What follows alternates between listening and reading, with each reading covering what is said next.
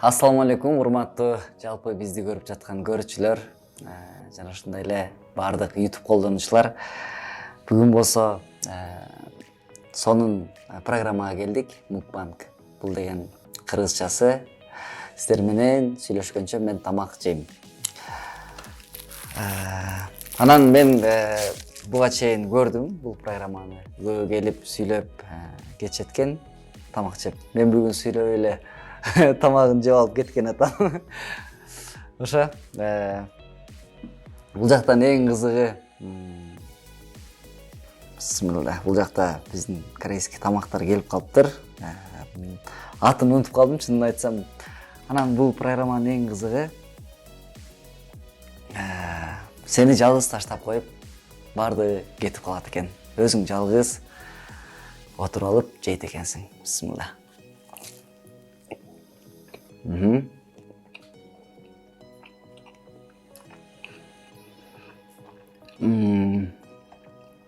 Жакшы. Мен сиздер үчүн бүгүн сонун нерселерди айтып берем. Кызыктуу. Бул тамакты жеп бүткөнчө буюрса.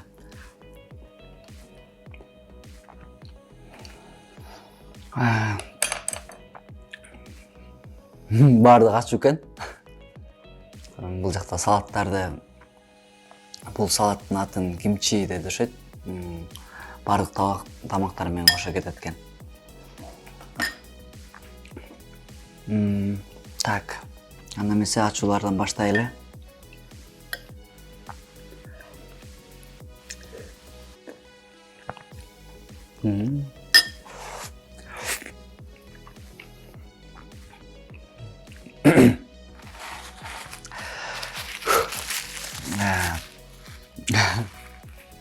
Аябай ачуу экен. Бизде кыргыздарда жакшы сөз бар. Ачуунун киргени жакшы деп. Чыкканы жаман дегендей.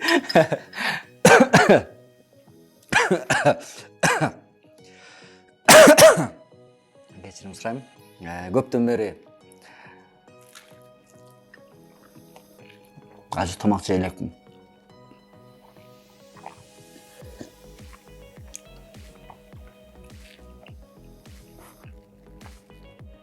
Мындай күрүч менен кошуп жеп койсо болот экен.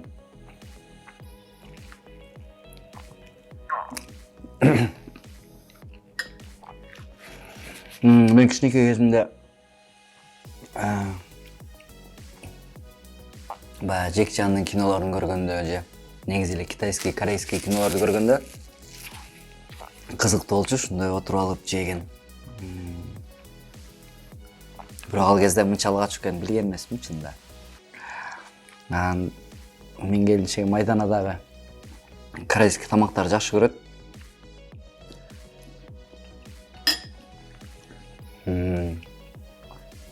Ошо экөөбүз үйгө заказ берип жейбиз.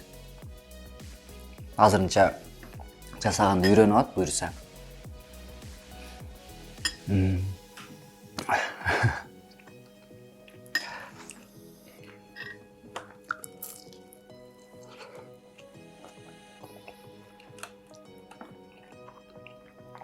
Ошо достор, мен башында айтып кеткендей эле көп сүйлөбөйм, көбүнчө жейм. Мен кандай жегенин көрүп туруңуздар эми. Нанды оң колуң менен карма деп комментарийге жазбаңыздар. Мага ушундай ыңгайлуу болуп атат, достор.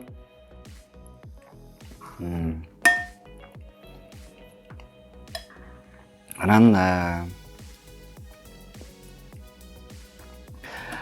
эмне жөнүндө? Чармачылык жөнүндө айтсак, чармачылыкта баары Кудайга шүгүр. Азыр көбү айтып атпайбы? Той токтоп калды, эмне кылып атасыңар деп. Мына достор, ушинтип жан багып жүрөбүз. Анан негизи эми кыргыз менен казак негизи эле Орто Азияда той аябай көп болот. Ошон үчүн мен оюмча боло берсе деле болмок деп ойлойм. Базарлар деле иштеп атат, бардык жак иштеп атат.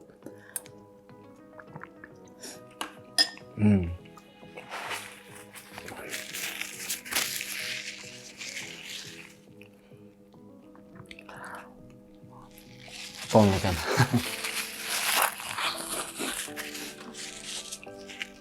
Ачуу нерсе жесең, сөзсүз көзүңөн жаш чыгат.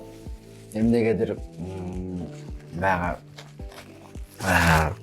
мына мондай болот дегендей. Ошон үчүн ачуу көбүрөөк жеп туруш керек, менин оюмча.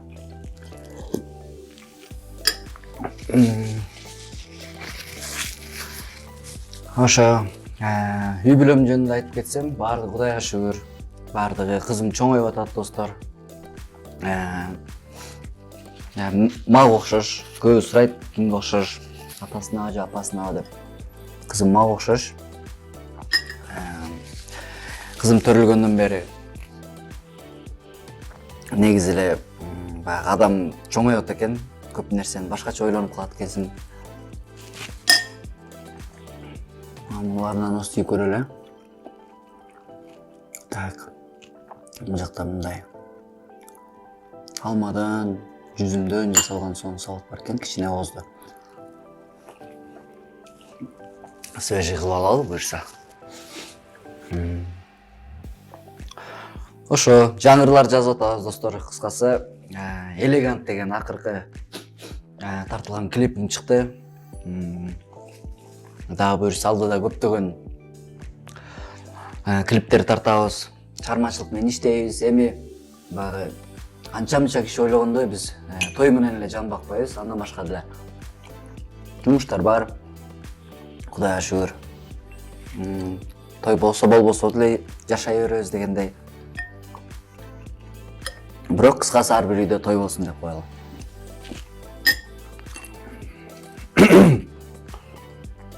Ачуусу экен, жакшы экен, ачуу эле экен. Кичинекей кезде мындай корейский кинолордон көрүп калганбыз. Китайский жекчандар ушинтип жегенчи. Ушинтип коелу сиздердин көзүңөрдү.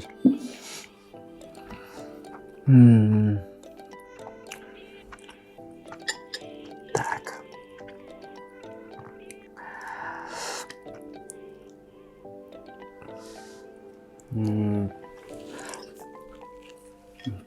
Биз былтырлары келинчем экөөбүз, Айдан экөөбүз Кореяга барган кезде ушундай тамактардын талайын жегенбиз. Негизи жаккан, ал жакта аябай жашоо шарты башкача экен. Көбүнчө жолдон тамактанышып, көчөдөн эле. Ошондой көчөдө тамактар да жаккан мага. Бизде деле ошондой кылса болот, улуттук тамактардан деле көчөдө баягы арзаныраак кылып, анча-мынча шарты туура келгендерге жакшы болот деп ойлойм.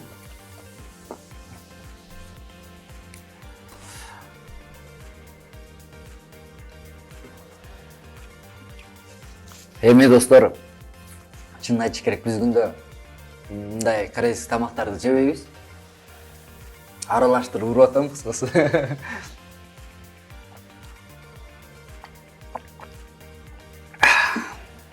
Сон. Так, эмнесин жесек? Моос жагып атат, кайра ушундан бирди жейеличи.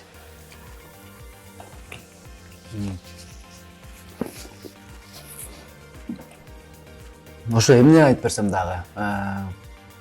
Жеке жашоомдо баардыгы Кудайга шүгүр, достор. Айта кетчү нерсе. Кечеде бир жерге достор менен эс алган барсак, баягы бассейнге түшүп жүргөн кадрдан кыркып алып, бул нерсе уят эмеспи деген сыяктуу сүрөттү көрүп калдым Инстаграмдан. Ошондо мен ачуудан жеп бир ачуумду басып коеюн. Айтып берейин, достор, силерге. Ал дегенем баягы достор менен барып эс алуу деген бул көлгө түшкөндөй эле. Көлдө баардыгыбыз чогуу эле жүрөбүз, жакшынакай эс алып, күлүп чайнап. Ошондой сыяктуу эле достор менен эс алганбыз. Анын эч кандай жаман жери жок. Эч ким ал жерде жылаңачтанган жок. Баардык шарттар менен эле дегендей. Ошо ал нерсени туура кабыл аласыздар деп ойлойм. Ушул жерден бир ачуу келгенде ачуу жеп коеюн.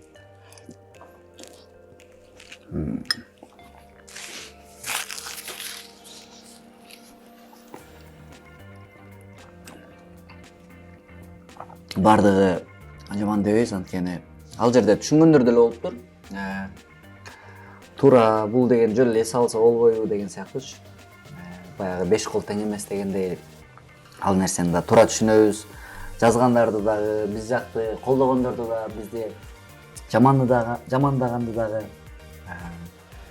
Ошо. Бул жерде суу ичиш керек болуп калды.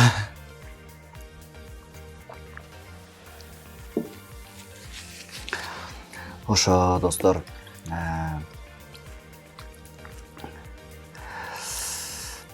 Мен бул тамакты жеп бүтөм деп сөз берип койгом. Бирок жакшынакай ачуу экен. Көп деле жейле.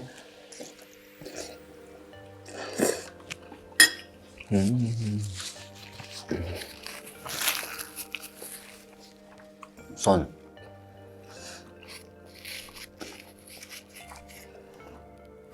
Дагы айта кетчү нерсе, достор, сүйүнчү деп коеюн. Биздин үй бүлөдө менин келинчегим Айдана болсо, биздин үй бүлөнүн фамилиясын өткөн Акимова болду. Ал нерсени атамдар аябай сүйүнүп кабыл алышты. Атам менен апам чалып алып, сүйүнүшүп, ыраазычылыгын айтып куттукташты. Мен оюмча бул нерсенин пайдалуу жагы көп. Эки өңөрү бир киши болуп аткандан кийин мен оюмча бул нерсе эч кандай зыяны жок бири-бирине. Колдон келсе фамилияга өтө берсе деле болот, ар бир адамдын өзүнүн эрки. Ошон үчүн мен дагы учурдан пайдаланып келинчегиме дагы ыраазычылыгымды айткым келет. Рахматымды айткым келет. Ошо. Жей берип чарчап калдым.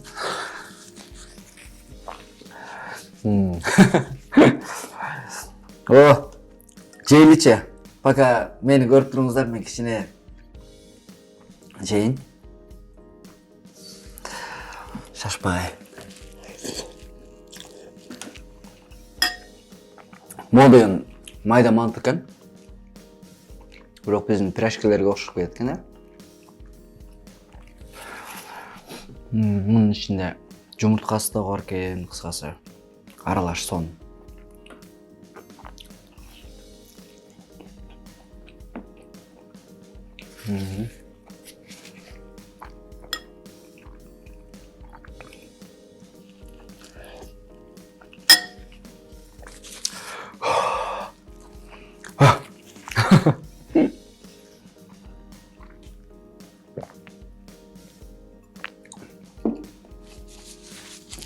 Биз баягы рамёндорду эле жеп жүрүп, мынчалык бирок экөөнүн башка болот экен, экөөнүн айырмасы бар экен, достор. Бул деген ушу суп деди, бирок атын унутуп калдым чынында. Ачуу суп экен да, достор.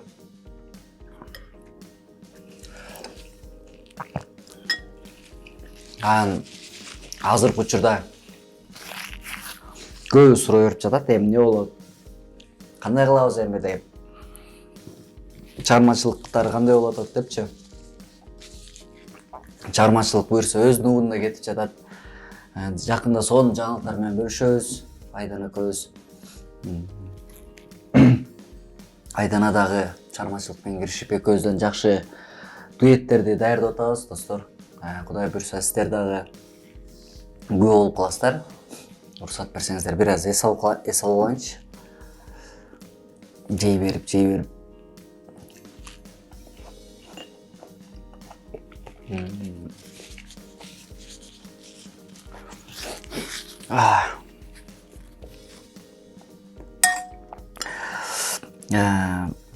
Мен сіздерге бір анекдот айта кетейін жегенше.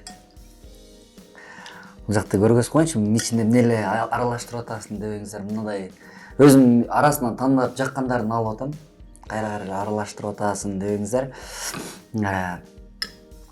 Бир ушул эле Корея, Япондор робот ойлоп чыккан экен.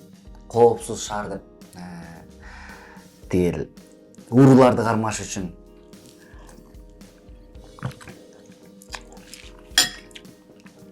Кыскасы ал уруулар болсо Японияда бир күндө канча 1000 уруу кармаптыр да.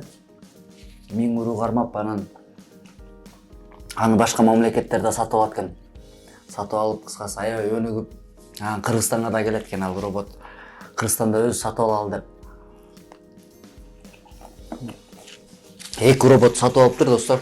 Сатып алгандан кийин кечинде Бишкектин ичине кое берген экен. 2 робот кетип бошоонча урууларды издеген боюнча жок дейт роботторчу. Эмне болду экен деп түнү менен издеп караса, 2 роботту өздөрү уурдап кетиптир адамдар. Ошо достор.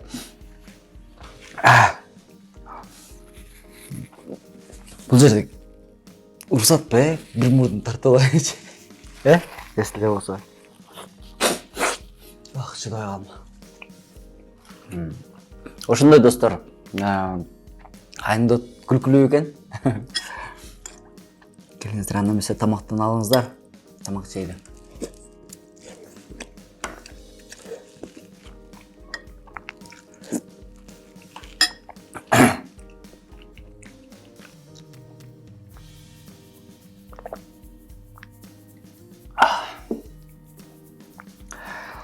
Артынан суу ичкени жагып атат.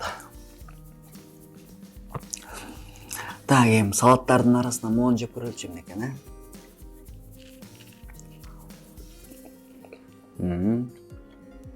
Бул болсо биздин кыргыздар өзүбүздүкүнө окшош кетти.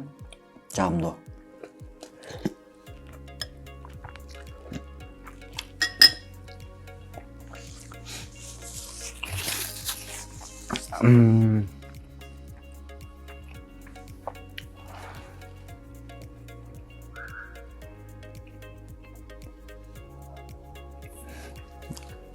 Мен тамак жейм достор.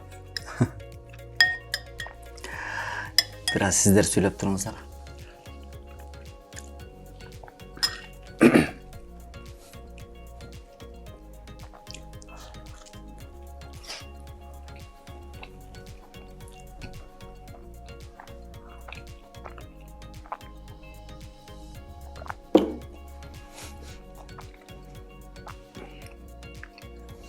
Эң кызыктуусу, айта кетейин да бир.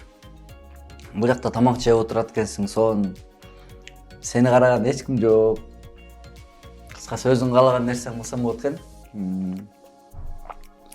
Азыр баардыгы камераны коюп, баарды кетишти. Мен бул жакта жалгыз отурам, ошо тамактанып, сиздер менен сүйлөшкөнчө. Муну атайын ушундай идиш менен берет экен, бул суу достор. Жаман ойлооңуздар. Идиши башкача экен бирок.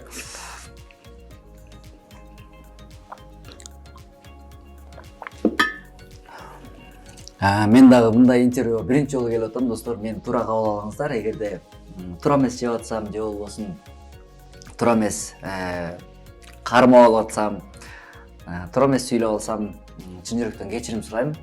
Бул деген мен мындай отурган эң биринчи интервьюм болуп атат. Бирок мага жагып атат достор. Сиздер менен кенен отуруп, тамактанганча столдун үстүндө сүйлөшүп отурган жагып атат. Бирок мен чынын айтсам тойдум достор. Не жеримди билбей калдым. Бардыгына чоң рахмат. Ошентсе дагы могу күрүчтөн бир аз жеп туралы.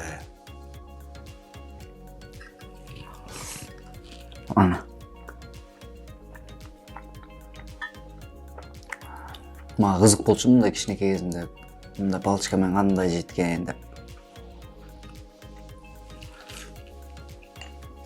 Мен кичинекей кезимде деген өзүмчө аябай актер болчумун достор.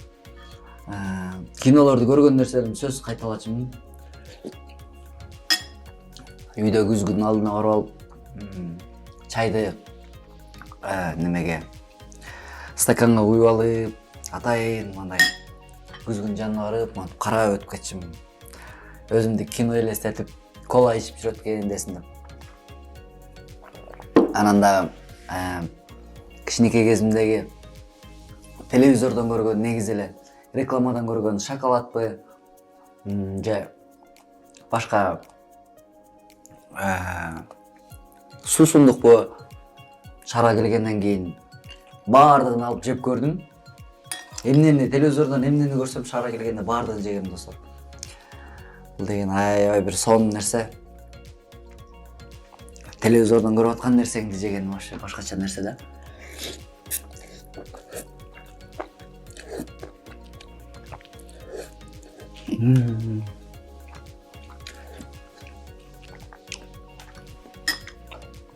Эч ким жокто мондай кыла бербейлби, а?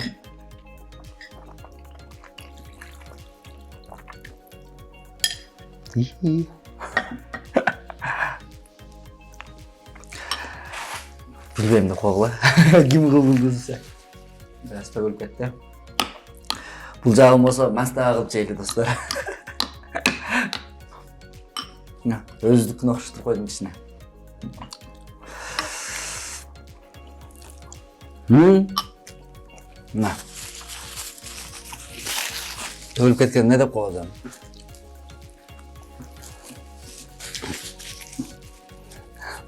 Деп коебуз да.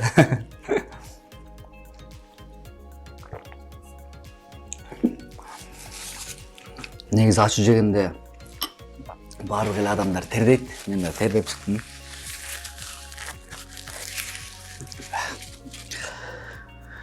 Кудайым мыкты кылсын жеген тамагыбызды. Ошо достор, сиздерге бир сонун лайфхак жеп берейинчи.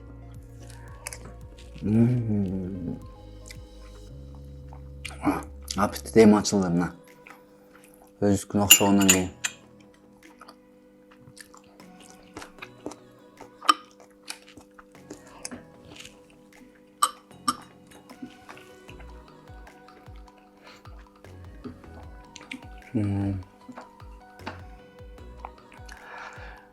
Мен баягы көпчүлүк элдерден билгим келет. Ырчыларды жөнөкөй адам көргөндө бир башкача жашоо элестетиши мүмкүн. Мен дагы анткени өзүм ошондоймун. Мен башка жактын жылдыздарын көргөндө булар укмуш жашайт турбайбы деп ойлойсуң, бирок ар бир адамдын өзүнүн жеке жашоосу бар. Ошон үчүн баардыгыбыз кооз жашаганга аракет кылалы достор. Бул эми эл үчүн эле эмес, өзүбүз үчүн дагы чындап аракет кылсак болот. Мен сиздер үчүн дагы бир кеңешим болсун. Жөн эле үйдө жүргөндө үй бүлөңүздөр менен болобу, же өзүңүз үчүнбү, баягы кинодон көргөн же клиптен көргөн бир сонун моменттерди, сонун кадрларды өзүңүз элестетип, мындай жөн эле жашоодо деле кыла берсе болот. Ошон үчүн азыр мен ушундай болуп атат азыр мына.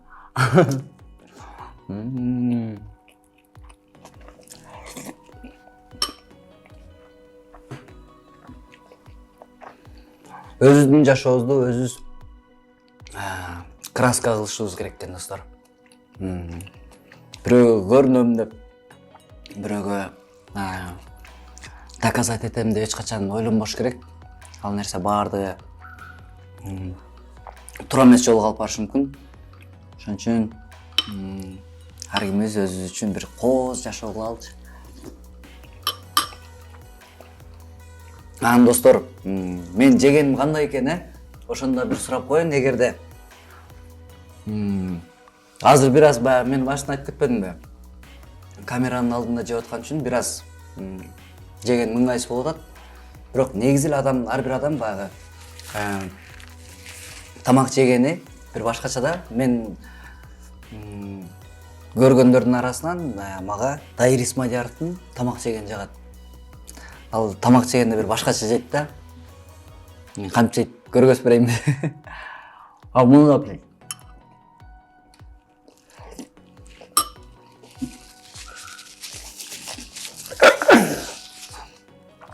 Ушинтип жейт. Эгерде Дайыр Исмадияров көрүп калсаңар, силердин жегениңер ушундай. Мондай. Мага бирок негедир жаккан ошондо. Бир ушунчалык аппетитный көрүнүп, дайыр тамак жеп атса тим эле. Ал менен кошо жегим келип ушундай болгон. Ошон үчүн меникин да жазып койгула, кандай жүдөп жейт бекем же тыкан эле жейт бекем же кичине красивый жейт бекем десең. Ошо.